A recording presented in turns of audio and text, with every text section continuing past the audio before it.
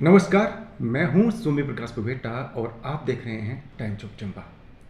आज मैं पहुंचा हूं सिवाना आईएएस एकेडमी चंबा में और मेरे साथ हैं सिवाना आईएएस एकेडमी चंबा के डायरेक्टर हरीश कुमार ठाकुर। मकसद एक ही है, चिट्टे के खिलाफ हमने एक मुहिम छेड़ रखी है और उस मुहिम को समर्थन की आवश्यकता है। जब तक सोसाइटी के मोहत पर लोग नहीं जुटेंगे, मुझे लगता है कि इस मुहिम को कामयाबी नहीं मिल पाएगी। और इस मुहिम को चलाने का मकसद यही है ताकि युवाओं को बचाया जा सके, क्योंकि जिस तरह से चिट्टे की लत पड़ रही है और एक बार जिस बच्चे को लत पड़ रही है वो जानलेवा लत है और उसकी वजह से मौत सीधे सामने दिखती है, लेकिन धीरे धीरे जब वो मौत की ओर अग्रसर हो रहा है तो उसे मालूम नहीं है कि वो कर क्या रहा है और उसको बचाना मुश्किल होता है। इसलिए शुरुआत में ही हम ये कहना चाह रहे हैं कि just say to know drugs. स्वागत है सर। जी, आपको नमस्कार और आपके दर्शकों को भी मेरा नमस्कार। ड्रग्स के जो इश्यूज थे या समस्याएं थी, हम पहले सुनते थे कि पंजाब में ये समस्याएं हैं और पंजाब के ऊपर काफ़ी फिल्म बनी, मगर अभी हम देख पा रहे हैं कि ये समस्याएं हमारे चंबा डिस्ट्रिक्ट को भी जकड़ रही हैं और काफ़ी तरह के हमारे सोशल वर्कर हैं जो हमें बताते हैं कि किस तरह की ये समस्या गहराई में जा चुकी है। छोटे छोटे बच्चे भी इसमें जो है पार्टिसिपेशन कर रहे हैं। मुझे लगता है कि ड्रग्स का जो इशू है या नशे का जो मामला है, ये एक बच्चे के लोनलीनेस से, माने जब वो अकेला है और उसे करने को कुछ है नहीं खास, या उसके अंदर कोई ऐसा स्किल नहीं है जिस कारण से अपने अंदर वो कोई कमी महसूस करता है। एक तो ये होता है। दूसरा कारण क्या रहता है कि पेरेंट्स की ओर से भी कोई ऐसी सपोर्ट नहीं मिलती बच्चों को, और वो एक दो रीज़न मुझे लगते हैं। तो मेरा मानना ये है कि हमें दो चीज़ों पे फोकस करना पड़ेगा। ये चीज़ की जो बच्चा हमारा है वो क्या कर रहा है और उसे किस समस्या से वो गो थ्रू हो रहा है, तो उसकी समस्याओं को अपना समस्या समझ के पेरेंट्स को एक फ्रेंड के रूप में आकर बच्चों से डील करना पड़ेगा। एक तो वो चीज़ है, और दूसरी चीज़, सोसाइटी में हम सब रहते हैं, हम सब उसका एक पार्ट हैं, तो हमारी जिम्मेवारी बनती कि जहाँ जहाँ हमें ये चीज़ दिखती है कि यहाँ कुछ बच्चे ड्रग्स में इन्वॉल्व हो रहे हैं या यहाँ ड्रग्स का रैकेट चल रहा है, तो उसको तुरंत एक्शन में लेकर एक सोसाइटी का यूनिट बनकर हम उसके निवारण की ओर बढ़ें, जिसमें कि एडमिनिस्ट्रेशन तक वो बात पहुंचाएं और उसके ऊपर कार्रवाई की जाए। क्योंकि अगर 4-5 साल और इस स्पीड से गया तो शायद जो पंजाब में लोग ड्रग्स से मर रहे हैं, खेतों में वो मरे पड़े होते हैं, सुबह उनकी बॉडी रिकवर की जा रही है, ये हम यहाँ ना देख लें। मुझे लगता है जैसा कि हरीश जी ने कहा कि समस्या गंभीर है, सबको सतर्क रहने की आवश्यकता है और सोसाइटी के महत्वपूर्ण लोगों को इसमें समर्थन की आवश्यकता है, क्योंकि ये मुहिम जो है चंबा के हित के लिए है। अगर इस मुहिम में सभी लोग जुटेंगे तो इस समस्या का निराकरण यानी इस समस्या का समाधान किया जा सकता है। लेकिन सबसे बड़ी दिक्कत ये है हरीश जी, हम सोचते हैं कि पुलिस ही सब कुछ करेगी। बिल्कुल। तो ये सोच अच्छी है क्या? मुझे लगता है कि जो एडमिनिस्ट्रेशन है, जो पुलिस है या एडमिनिस्ट्रेशन है, वो एक दायरे में काम कर सकती है, और वो जो दायरा है उस दायरे में समस्या का कभी सोल्यूशन हो ही नहीं सकता है। देखिए, जैसे डाउरी की हम बात करते हैं, दहेज प्रथा की, लॉ कब से बने हुए हैं, अनबिलेबल लॉ है, इतने स्ट्रॉन्ग लॉ हैं, इसके बावजूद भी सोसाइटी ने उस चीज़ को बुराई माना ही नहीं। और आज देखिए उस पर मतलब अब तो ग्लैमराइज कर दी गई है कि कोई आईएएस है तो उसे इतना दहेज मिलेगा। अपने अगर हिंदी हिंटरलैंड की बात करें, यूपी या बिहार में, तो ग्लैमराइज है ये चीज़। तो हम क्या देखते हैं कि फिल्मों के ज़रिए, कई आजकल वेब सीरीज़ आ रही हैं, उनके ज़रिए हम देखते हैं कि जो ये ड्रग्स है उसको ग्लैमराइज किया जाता है, और जो जिनकी समझ इतनी नहीं है, जो अभी मैच्योर नहीं है, इतने लिटरेट माइंड्स नहीं हैं, वो भी पता नहीं क्या उनको कॉपी करने के चक्कर में या उनको इससे एक किक मिलती है, पुश मिलता है कि नहीं हम भी ऐसा कर सकते हैं, तो एक वो भी मुझे लगता कारण है। तो सोसाइटी जब मानती ही नहीं किसी चीज़ को, जब तक कि ये बुराई है और उसे लड़ना है, तब तक हम क्या ही कर सकते हैं। एडमिनिस्ट्रेशन ने कितने लोगों को डाउरी में पकड़ा है और कितनों की जो है उसमें कई बेटियों ने अपनी जान दे दी है डाउरी वाले केसेस में। तो आज भी सोसाइटी डाउरी को या दहेज को एक समस्या अगर नहीं मान रही है तो उसका सोल्यूशन कैसे होगा। मुझे लगता है कि इतने स्ट्रॉन्ग लॉ होने के बावजूद अगर हम दहेज को ख़त्म नहीं कर पाए हैं तो ड्रग्स को भी बिना पब्लिक के सपोर्ट के नहीं ख़त्म कर सकते हैं, क्योंकि लॉ की इम्प्लीमेंटेशन एडमिनिस्ट्रेशन करेगी, मगर लॉ तो पब्लिक के ऊपर अप्लाई किए जाएंगे ना, और पब्लिक ही रिफ्यूज़ कर दे उस चीज़ को या रिकग्नाइज नहीं करे तो पुलिस क्या ही कर सकती है। मेरे अच्छा, से। बड़ी बात हरीश जी ये भी आ रही है कि मम्मी पापा जॉब में हैं, जी। पापा भी जॉब में है, मम्मी भी बिल्कुल। जॉब में है। बच्चा स्कूल जाता है, हम्म। उसके बाद क्या करता है कोई समझ नहीं है कोई समझ पेरेंट्स नहीं को। है। तो मुझे लगता है कि वो बच्चा बिगड़ेगा नहीं। बिल्कुल ठीक कह रहे हैं। देखिए, एक टाइम ऐसा था कि जब मान लो फैमिली का एक मेंबर, जैसे अगर पैट्रियार्कल सोसाइटी है, तो उसमें मेल जो है वो काम करने जा रहे हैं और उनकी मम्मी उनका ध्यान रख रही हैं, और मम्मी की बहुत नज़र बच्चों पे कि हमारा बच्चा कहाँ जाता है, किससे बात करता है, उसके दोस्त कौन है, तो बड़े प्रोटेक्टिव रहा करते थे। आज ऐसा है कि आज दोनों वर्किंग हैं, और नेचुरली अब वर्किंग है तो आपको काम का प्रेशर है, आपको बॉस का प्रेशर कि आपने ये टास्क फिनिश करनी है, आप पर बहुत लोड है काम का। तो जो पेरेंट का ध्यान बच्चों पे अक्सर पहले हुआ करता था, आजकल वो मिसिंग है। और मुझे लगता है कि आजकल हम सब लोग जो हैं एक लग्जूरियस लाइफ जीना चाहते हैं, और उसके अंदर रिसोर्सेस हमें बहुत चाहिए, पैसा बहुत चाहिए। तो पैसे कैसा बनाया जाए, तो पैसे के लिए हम सब भाग रहे हैं, और हम सारे फैमिली मेम्बर चाहते हैं कि हम काम पे निकलें तो बहुत पैसा कमाएं, हर कोई अच्छी जॉब करे, फ्यूचर करियर। तो आजकल के हम सब लोग, मैं भी इसको इंक्लूड करता हूँ, हम सब करियर ओरिएंटेड लोग हैं, और हमें सिर्फ अपनी चिंता कि हमारा करियर कहाँ पहुँचेगा और हम कितना पैसा बना सकते हैं, बड़ी गाड़ी हम कैसे ले सकते हैं। और उस चक्कर में जो बच्चे हैं वो स्कूल से आए, ट्यूशन में गए, ट्यूशन से शाम को वापस आते हैं, मेरे ख्याल से पेरेंट्स से उनकी जो इंटरेक्शन है शायद खाने के टाइम ही हो पा रही है। उसके अलावा कोई खास इंटरेक्शन नहीं है, जिस कारण से इमोशनली भी, एक साइकोलॉजिकली बच्चा आई थिंक अंदर से एक कमी महसूस करता है। और उसी का शायद नतीजा है कि ये अगर कॉन्टीन्यूसली रहेगी तो उस वैक्यूम को फिलअप करने के लिए शायद वो ड्रग्स की ओर बढ़ सकता है, मुझे ऐसा लगता है। अच्छा, एक और बात ये भी है कि मेरे पड़ोस का बच्चा बिगड़ रहा है, चिट्टा लेता है या बिल्कुल। जो भी करता है गलत हम्म। आदतों में है, बिल्कुल। मुझे क्या पड़ी है। तो बिल्कुल। ये सोसाइटी की सोच ये भी है। तो मुझे लगता है कि इसकी वजह से भी एक, जैसे कहते हैं ना कि एक हम्म। गंदी मछली हम्म। पूरे तालाब को खराब कर देती है। तो वो बिल्कुल। सोच नहीं रखते। तो आपके हिसाब से क्या सोसाइटी के लोगों की सोच अच्छी है कि पड़ोस का बच्चा बिगड़ रहा है तो मेरा बच्चा तो ठीक है। बिल्कुल बिल्कुल ठीक है।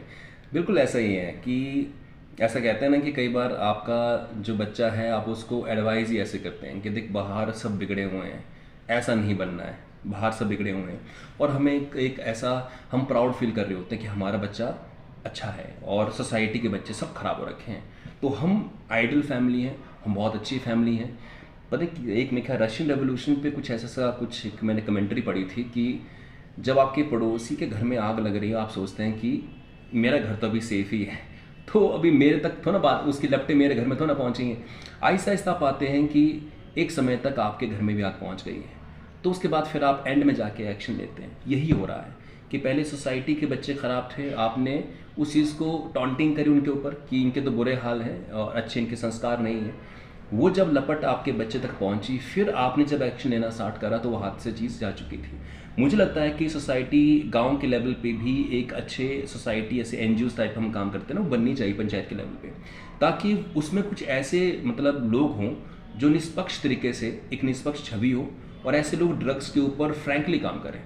यदि कोई उनका रिलेटिव भी है जो ड्रग्स में डील करता है या ड्रग्स लेता है, तो उनके ऊपर वो मतलब फ्रैंकली कह सकें, और ये ना सोचते हुए कि हमारे खिलाफ ये लोग कहेंगे, हमारे बारे में ये कहेंगे, हमारे ऊपर ये लांछन लगा सकते हैं कि हमारे बच्चे को बदनाम करना चाहते हैं या इस तरह के।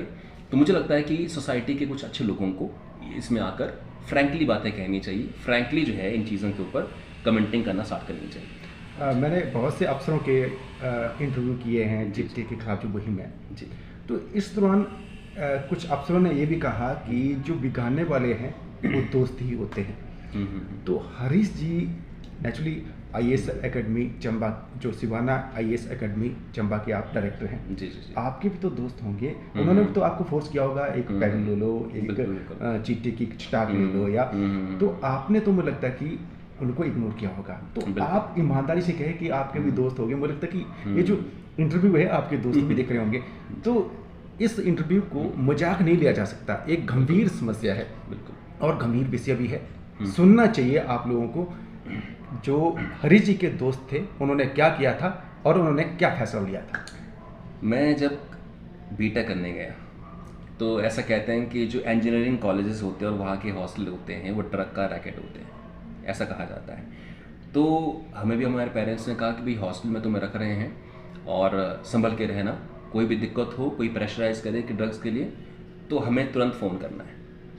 तो मेरा एक्सपीरियंस क्या था कि मेरे जो हॉस्टल के अंदर मेरे जो रूममेट थे वो ड्रग्स था, बहुत बड़े लेवल का, मतलब कि फ्लूइड कहते हैं इसे, फ्लूइड वो लेना और ये करना। एंड उसके दिमाग में कई तरह की थॉट्स आती थी बीच बीच में कि वो दोस्त मेरे खिलाफ साजिश कर रहा है या वो मेरे खिलाफ प्लानिंग करते हैं। मैंने फितूर जा गया उसका ऐसे ही।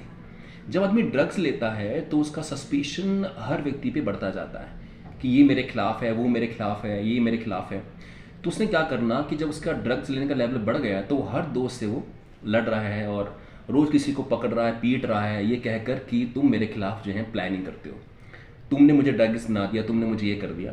तो वो मेरा जो एक्सपीरियंस था जब उसके पेरेंट्स उसे लेने आए कि अब बच्चा हमारा, हमें बचाना है, पढ़ाई तो छोड़ दीजिए। तो कॉलेज के लास्ट ईयर के अंदर उसे वो कॉलेज छुड़वा के कांगड़ा वापस ले आए थे। तो वो जो मेरे सीनियर थे, मैंने उनसे देखा कि इतना ब्राइट स्टूडेंट, इतना ब्राइट। मैंने म्यूज़िक बहुत अच्छे से आता था उसको, म्यूज़िक में अच्छा था वो, कॉलेज के अंदर वो गिटार बजाते थे और उनका अपना बैंड था। पता नहीं क्या हुआ, आजकल जो ये म्यूज़िक में हम लोग सोचते हैं कि म्यूजिशियन जो गिटारिस्ट हैं वो ड्रगिस्ट होते हैं, क्या ये कॉन्सेप्ट था। तो उसमें वो थोड़ा सा इन्वॉल्व हुए। उसके बाद हमने देखा कि म्यूज़िक भी सारा ख़त्म, एजुकेशन सारी ख़त्म, बहुत अच्छे स्कूल से वो पढ़ के आए थे, ये ख़त्म हो गया। तो इसके बाद फिर हमारे कई दोस्त बाद में भी आए कि पार्टी में चलो, पार्टी में बैठो, उसकी बर्थडे पार्टी है। पर मुझे लगता है कि जब आपको अट्रैक्ट नहीं करती चीज़ें, जैसे मान लो सपोज़ आपको अल्कोहल अट्रैक्ट नहीं करती, तो आपको इसमें इंटरेस्ट नहीं दिखता है। कोई फोर्स आपको कभी नहीं करता कि आपको मतलब उस रास्ते पे लेके ही जाएगा। मुझे लगता है कि जब आप फ्रैंकली कह देते हैं कि नहीं, मुझे नहीं अच्छा लगता, ये मुझे ये इसमें कोई दिलचस्पी नहीं है, तो सभी आपको अंडरस्टैंड करते हैं। कोई दोस्त ऐसा नहीं होगा जो किसी व्यक्ति के ऊपर प्रेशर डाल देगा। मुझे लगता है कि जब आप मैच्योर हो जाते हो उसके बाद आपको रिफ्यूज़ करने का तरीका आ जाता है कि मैंने किस तरीके से रिफ्यूज़ करना है ताकि वो आपकी बात को अंडरस्टैंड करें। जब आपकी एज 10वीं या 11वीं क्लास में आप होते हैं, आपकी एज कम होती है, तो उस टाइम पे शायद आप में इतनी मेच्योरिटी लेवल नहीं होता और आप फिर उनके कहने पे थोड़ा सा शायद एक दो बार ट्राई करते होंगे और उसके बाद फिर मतलब आपको भी ट्राई किया था दोस्तों ने या फिर जो भी जाने पहचाने वाले थे, लेकिन आपने शुरुआत में ही मना कर दिया था। हमारा मकसद है टाइम चौक चंबा का just say to know drugs, शुरुआत में ही मना करना है। आप सेफ रहेंगे, आपका परिवार भी सेफ रहेगा। अच्छा, कुछ बच्चे गलती से चले जाते हैं और कुछ जो हैं शौक में ही ऐसे चले जाते हैं, उनको लगता है कि ये अच्छा है या फिर कोई गलती में। तो मुझे लगता है कि वापसी की संभावना रहती है अगर शुरुआत ही की हो। अगर लंबे चले गए तब तो बड़ा मुश्किल होता है। तो इस संदर्भ में मुझे लगता है कि आप भी कहेंगे तो युवा सुनेंगे। बिल्कुल, मुझे लगता है कि इसकी अर्ली वापसी तो मुमकिन है।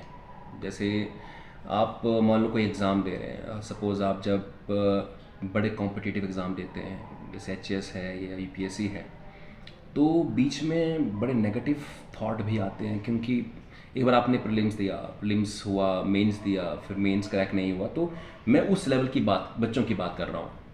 तो होता ये है कि आपको जब असफलताएं मिलती हैं तो आपको हर तरफ से क्रिटिसिज्म मिल रहा होता है, फिर आपका जो स्ट्रेस का लेवल है काफ़ी बढ़ जाता है और आप अपने आप को शून्य समझते हैं। तो उस टाइम पे जो ड्रग्स है वो आपको थोड़ा सा रिलैक्स करती है, आपका बस दिन कटवा देती है कि आज कोई थॉट आपके दिमाग में नहीं आ रही है, आपका बस दिन कट रहा है। अब इससे वापसी का ज़रिए मुझे लगता है क्या हो सकता है कि पहली बात तो सोसाइटी के अंदर हमें एक दूसरे का सहारा बनना चाहिए। सपोज़ कोई बच्चा एग्ज़ाम की तैयारी कर रहा है तो अननेसेसरली उसे पूछा ना जाए कि कब तेरा एग्ज़ाम क्रैक होगा, तो कब क्या करने वाला। ये सोसाइटी ही तो बच्चों पे प्रेशर डाल देती है। जब कोई बच्चा किसी एग्ज़ाम की तैयारी करना स्टार्ट करता है तो तभी से उसे पूछना स्टार्ट कर देते हैं कि अच्छा ये तो ये बनने वाला है, तो कब बनेगा, क्या होगा तेरा। तो सोसाइटी का ये मॉडल जो है ना, ये भी बच्चों पे अननेसेसरी प्रेशर डालता है। जैसे हम बाकी यूरोप या उन देशों की बात करें तो वहाँ पे आप पाएंगे कि बहुत कम एज के बाद बच्चों के लिए जॉब अपॉर्चुनिटीज़ काफ़ी होती हैं। मेरे कुछ दोस्त हैं कनाडा, US में, वो कहते हैं कि यहाँ बेरोज़गारी है ही नहीं। वो कहते हैं कि हम पंजाब के लोग वहाँ सेटल हो रहे हैं भी तभी मुमकिन है जब वहाँ के लोगों को रोज़गार मिला हुआ है। अभी भी कहते हैं कि जितनी वैकेंसीज वहाँ पे हैं उतने लोग उनको नहीं मिल पा रहे हैं, तो वो हायर कर रहे हैं इंडिया से कि वहाँ पहुँचे वो। बेरोज़गारी बड़ा मामला है। मुझे लगता है कि बेरोज़गारी जब आप होती है, आप दिशा से भटक चुके होते हैं, कोई दिशा नज़र नहीं आती, आपकी पॉकेट खाली होती है, प्रेशर सोसाइटी का बहुत होता है, टॉन्टिंग आप पे डेली पे हो रही होगी, आपको नकारा साबित कर चुके होंगे, आपको फेलियर दिखा चुके होंगे, तो स्टेट में दिन काटना शायद मुश्किल है और वो अपने आप को थोड़ा पीसफुल करते हैं इसके ज़रिए। इसके लिए अब इसका निवारण क्या हो सकता है कि बच्चों को सही दिशा में लाने के लिए स्पोर्ट्स एक्टिविटीज़ हो। सर मुझे लगता है कि जो टूर्नामेंट्स होते हैं हमारे डिस्ट्रिक्ट के लेवल पे टूर्नामेंट्स होते हैं, स्पोर्ट में बच्चे आएँ और स्कूल के टाइम से ही बच्चों का स्किल देखकर उनको उस दिशा में लाया जाए। अब कई बच्चे हैं जिनका स्किल स्पोर्ट्स में था, उनको किसी और जगह में डाल दे रहे हो आप, और वो वहाँ जाके अपने आप को जो है वो किसी लायक समझ नहीं रहे हैं। तो ये भी कारण है जब उनके लिए कोई टारगेट नहीं बचते हैं लाइफ में करने के और वो अपने आप को बिल्कुल शून्य समझते हैं, तो ही शायद ड्रग्स की ओर निकलते हैं। बहुत बहुत धन्यवाद। तो ये थे सिवाना आईएएस एकेडमी चंबा के डायरेक्टर हरीश कुमार ठाकुर जी। इन्होंने बेबाकी से चिट्ठी के खिलाफ जो मुहिम छेड़ी जा रही है उसका समर्थन किया है। अन्य लोगों को भी इस मुहिम से साथ जुड़ना होगा ताकि इस बुराई का खात्मा किया जा सके। बहुत बहुत धन्यवाद। नमस्कार।